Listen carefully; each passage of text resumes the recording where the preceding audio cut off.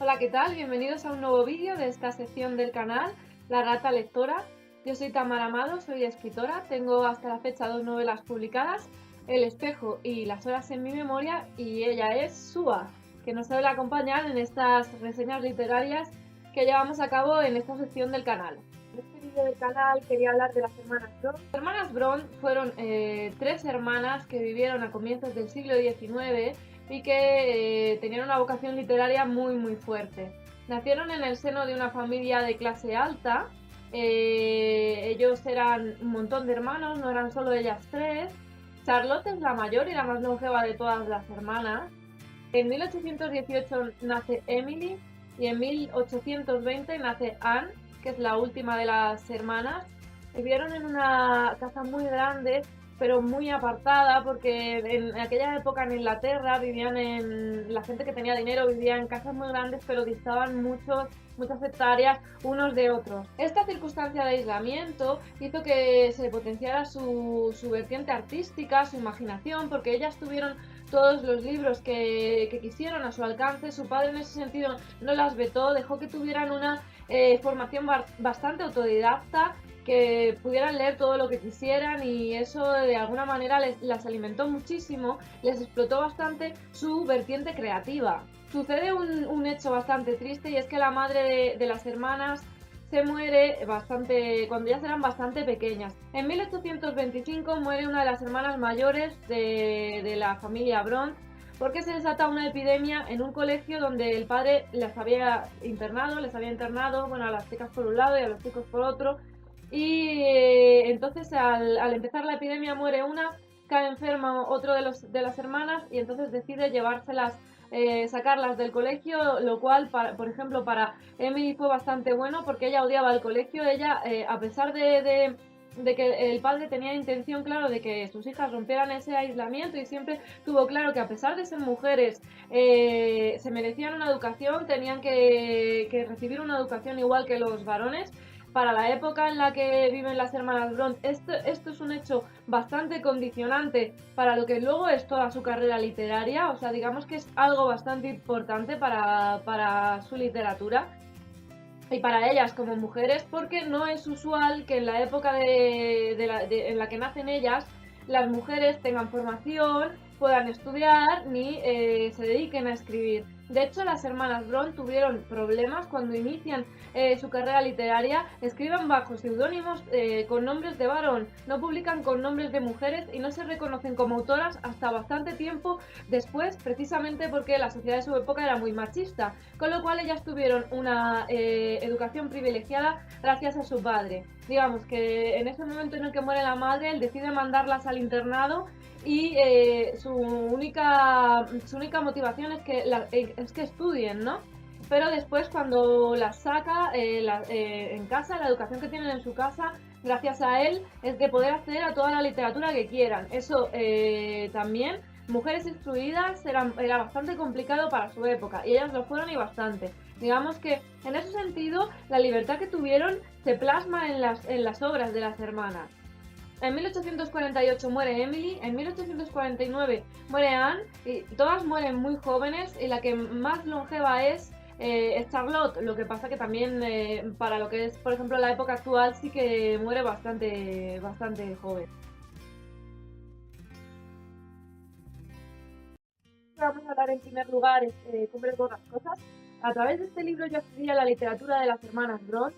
Digamos que empecé a conocer un poco su historia, me interesé por su vida, obviamente por los libros. A la lectura de esta novela tuve bastantes reticencias, porque yo había escuchado que era una novela romántica, que tenía una historia de amor, y a mí, como no me gusta ese género, pues tardé bastante en darle una oportunidad a la obra. La edición que tengo yo es una edición de bolsillo de la editorial Penguin Classic, que es una editorial que se dedica a traducir pues bastantes obras de narrativa inglesa al castellano. Es una edición cómoda para la lectura, ahí se puede apreciar que la letra está bien para leer, es cómoda, no pesa demasiado, y a mí particularmente la cubierta me gusta.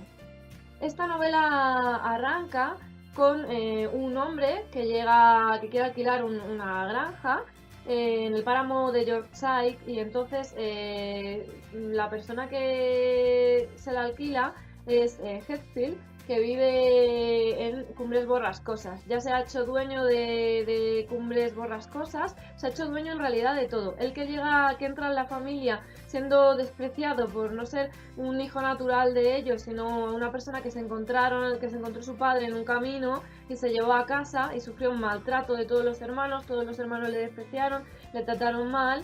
Pues en el momento en el que arranca la novela, él es dueño de todo. No sabemos cómo, pero es dueño de todo. En la parte que alquila este hombre, la casa de la granja de abajo del páramo donde se hospeda este señor, a ir a servir una mujer que ha sido criada de la familia de Catherine cuando ellos eran pequeños y conoce toda la historia de Cumbres Borrascosas. Y ella es la que narra la novela. Empieza a contarle la historia de cómo cuando ellos eran pequeños se hacen amigos, de cómo ellos dos poseen un carácter completamente peculiar. Catherine tiene un carácter súper fuerte. Lo que pasa que el personaje de Catherine a mí se me hace bastante humano, mientras que el de Heathfield no se me hace nada humano. Ni siquiera cuando son pequeños. Ya ese personaje me parece bastante controvertido ya desde el principio. Mientras que el personaje de Catherine encaja con este prototipo de personaje romántico. En la corriente romántica en la literatura, amor y muerte se mezclan de manera indisoluble. La libertad es un elemento muy potente. El individuo que lucha solo contra el mundo y se cree que puede llegar a cambiarlo. En ese momento en el que surge la literatura romántica, sí que ese sentimiento existe, porque no hay que olvidar que detrás de todo esto está la Revolución Francesa, y en ese momento los personajes sobre los que escriben este tipo de escritores realmente encajan a la perfección con todo eso. También hay influencias de la novela gótica.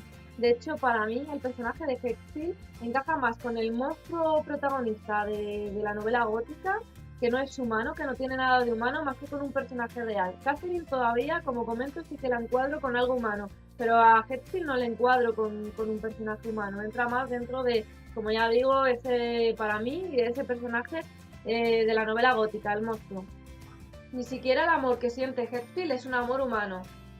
Quedarme con algún personaje de Cumbres Borrascosas, yo me quedaría con el personaje de Catherine por esa libertad que tiene ella, por esa rebeldía interna que tiene ese personaje. Desde luego el que no elegiría sería el personaje de Heathfield. La siguiente novela de la que voy a hablar es Jane Eyre, de Charlotte Brontë. Esta edición que tengo yo no tiene introducción. La otra edición que os he enseñado de Emily sí que tiene introducción, y a mí me gusta que este tipo de obras tengan introducción porque contextualizan todo el marco, ya no solo de corriente narrativa, sino histórico, sobre la obra, y es importante para entenderla, sobre todo cuando son obras que distan de nosotros bastante en el tiempo, como es el caso de las obras de las hermanas Brontë. La letra es cómoda para la lectura, y aunque es una novela que por el tipo de papel, que es más grueso, es más voluminosa que el ejemplar de Emily, no pesa, se lee cómodamente, y a mí sí me gustó la edición, con la única pega de que no tenga introducción. Jane Eyre arranca cuando la propia Jane Eyre es una niña y queda a cargo de sus tíos porque sus padres mueren. Ella queda huérfana y entonces el tío la quiere mucho, la cuida como si fuera un hijo más de los suyos. Lo que pasa es que muere muy pronto y ella queda a cargo de la tía. Digamos que queda a cargo de la tía un poco a regañadientes, porque el tío en su lecho de muerte le pide que la cuide, pero la tía no tiene una buena relación con ella, porque ella como tiene mucho carácter y entonces choca mucho con ella, su carácter rebelde.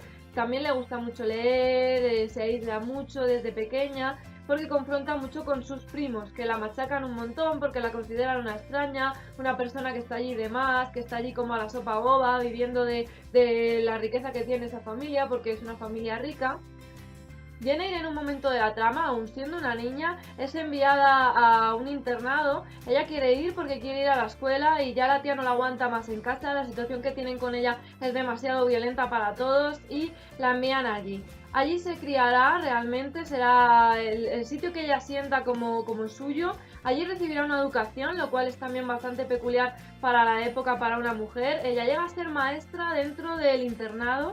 Y cuando ya está formada completamente, cuando ya lleva un tiempo ejerciendo de maestra, decide salir de allí porque no ha conocido más mundo que ese y quiere conocer algo de mundo. Así llegará Jane a una mansión que está regida por un hombre bastante peculiar, que es el señor Rochester, que es un hombre como muy vividor, que ha viajado mucho.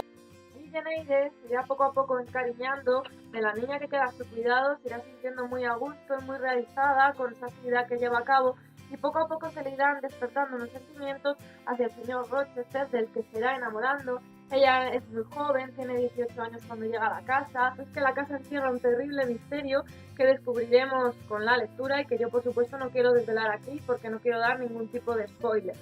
Yo por supuesto que recomiendo esta novela, y si me tuviera que quedar con algún personaje de esta obra, me quedaría con el personaje del señor Rochester, porque rompe moldes, rompe todo lo que tiene que ser el prototipo de un galán de la alta sociedad de la época, rompe con ello y rompe con muchas cosas, y es un personaje para mí tremendamente entrañable y a mí me encantó.